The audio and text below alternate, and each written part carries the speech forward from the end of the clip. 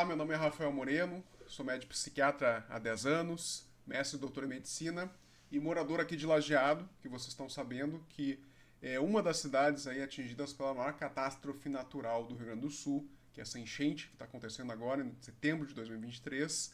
E junto com outras cidades, aqui Roca Salles, Mussum, Estrela, entre outras várias cidades aqui, estamos enfrentando esse grande desafio aí, que é atender essa população toda que foi atingida, que são milhares de pessoas. E eu aqui, como uma mera contribuição, eu gostaria de fazer uma breve aula aí para quem está na linha de frente, os médicos estão na linha de frente atendendo essa população extremamente vulnerável, traumatizada, do que fazer, o que não fazer no tratamento medicamentoso dos sintomas de estresse pós-traumático e transtorno de estresse agudo, tá? Porque tem muita coisa que está sendo feita provavelmente que não é recomendado. Então, sempre que a gente passa por uma situação de trauma, dessas pessoas vão desenvolver o transtorno de estresse agudo, depois de 30 dias vão desenvolver o transtorno de estresse pós-traumático. O transtorno de estresse pós-traumático é um transtorno terrível que abre porta para vários outros transtornos, como transtornos do humor, depressão, bipolaridade, transtornos de ansiedade, transtornos dissociativos,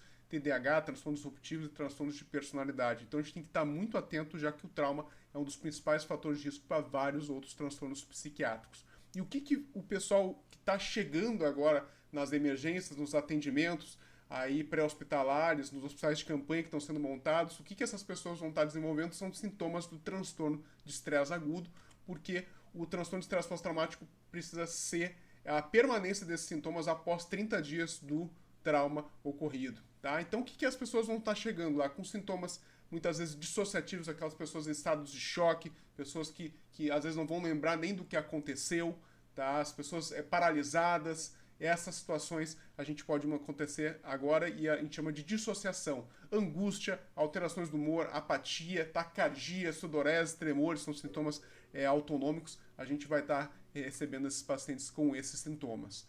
Tá? Lembrando que a reação ao trauma depende muito da personalidade prévia da pessoa e o que vai acontecer depois com ela também depende das vulnerabilidades dela, que às vezes vão para vários transtornos, para transtornos psicóticos, depressão. Às vezes em criança a gente vai ver os transtornos de eliminação, por exemplo, a criança volta a fazer cocô nas calças, volta a ter enurese, né, que é o xixi nas calças, tá? Ou indivíduos vão só desenvolver a situação de transtorno de luto normal, ou episódios conversivos, são sintomas pseudoneurológicos, transtornos de adaptação, que são sintomas depressivos e ansiosos menores, ou até vão ficar cronicamente com transtornos dissociativos ou desenvolver o transtorno explosivo intermitente.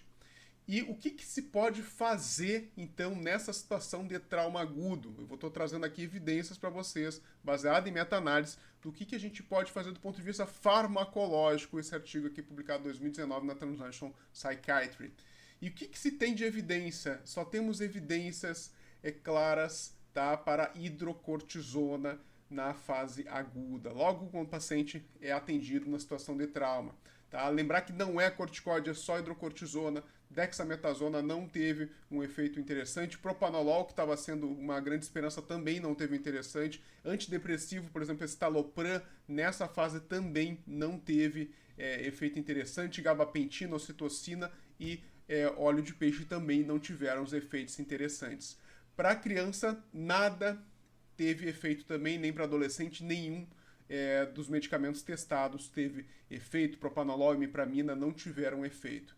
Então, qualquer recomendação, tá? Hidrocortisona, quanto antes iniciar, melhor, mas lembrar, tá? Que existe uma faixa de ouro, que são as 6 primeiras horas após o trauma, tá? Que aí sim pode impedir a formação da memória traumática. Alguns estudos mostraram que um pouquinho mais de 6 horas também pode ajudar, tá? Mas lembrar que a hidrocortisona, esses estudos abordaram principalmente pacientes que tiveram que ser hospitalizados, que tiveram ferimentos graves, não daria assim para a gente extrapolar para qualquer pessoa que tem trauma e já dá o hidrocortisona, tá? Lembrar que a hidrocortisona, a dose vai variar, tá? Doses estudadas foram de 20 mg 2 vezes ao dia por determinado tempo, período curto, mas a hidrocortisona via oral no Brasil não é disponível, tá? E a dose utilizada endovenosa foi de 35 a 100 mg em bolo, seguida depois de uma administração contínua com uma redução gradual subsequente, tá? Lembrando, a maioria dos pacientes estudados foram em ambiente hospitalar acompanhados de outros ferimentos graves. Tá? Os efeitos adversos mais comuns, mesmo a curto prazo, lembrar que pode ocasionar insônia, tontura, aumento da taxa de infecção, até de choque séptico, hiperglicemia, hipernatremia e até insuficiência cardíaca ou congestiva. Então, cuidar as contraindicações. Não é para dar assim para qualquer pessoa. E o que não fazer, eu acho que isso que é o mais importante, já que a hidrocortisona não é tão acessível assim, tá? Evitar o uso de benzodiazepínico. Reforço aqui, tá? Evitar o uso de benzodiazepínico. Então, se a gente pegar meta-análise aqui mostrando, tá, que os benzodiazepínicos eles não são eficazes para o tratamento e prevenção do transtorno de estresse pós-traumático e ainda pior, estão associados a riscos, com pior gravidade do transtorno de estresse pós-traumático, risco aumentado de desenvolver transtorno de estresse pós-traumático com o uso, se a gente usa logo após o trauma, tá? Isso é muito comum, pessoal. Vem da emergência lá traumatizado, chorando, tá? Que perdeu tudo, que perdeu as coisas, vai lá e dá diazepam, vai lá dar clonazepam, errado. Vai ter pior resultado da psicoterapia e depois mais agressividade, mais depressão e uso de substâncias.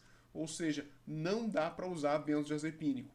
E o que a gente vai fazer então com o paciente agitado que chega após um trauma? Se o paciente realmente está severamente agitado, siga o guideline publicado na Revista Brasileira de Psiquiatria, feito por membros da Associação Brasileira de Psiquiatria.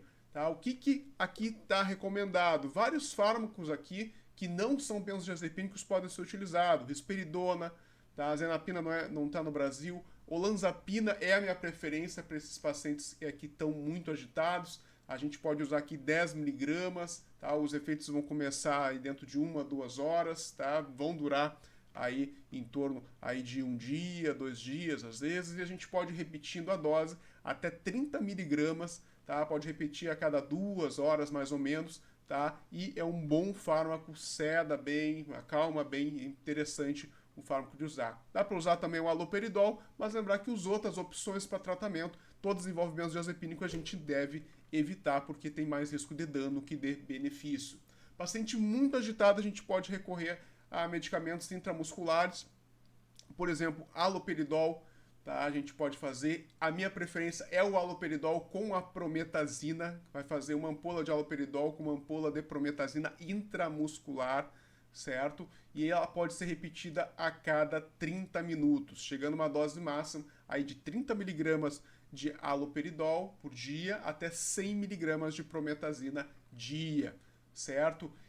Haloperidol isolado também pode ser utilizado. Lembrar que olanzapina, ziprasidona e aripiprazol não existem no Brasil, tá? Na forma intramuscular, e o droperidol também, em algumas situações, também de agitação grave, também pode ser utilizado. As outras medidas envolvem benzodiazepínico, a gente tem que evitar.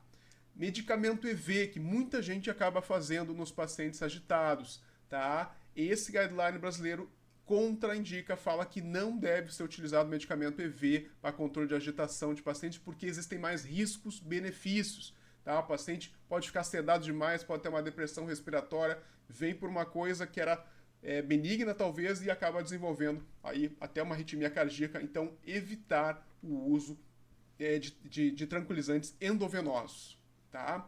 Esse aqui é o meu contato, tá? E espero que tenha ajudado, é um vídeo breve, tá? Se puderem distribuir esse vídeo em grupos de médicos, para o pessoal tá fazendo o correto e evitar danos, que esse é o principal, tá? Na medicina a gente nem sempre vai curar, raramente a gente vai curar, mas confortar e não causar dano, a gente pode fazer isso que é o principal, tá? Principalmente aí do que está preocupado com a questão do uso de benzodiazepínicos aí nesses pacientes que estão em sofrimento agudo, tá? Obrigado.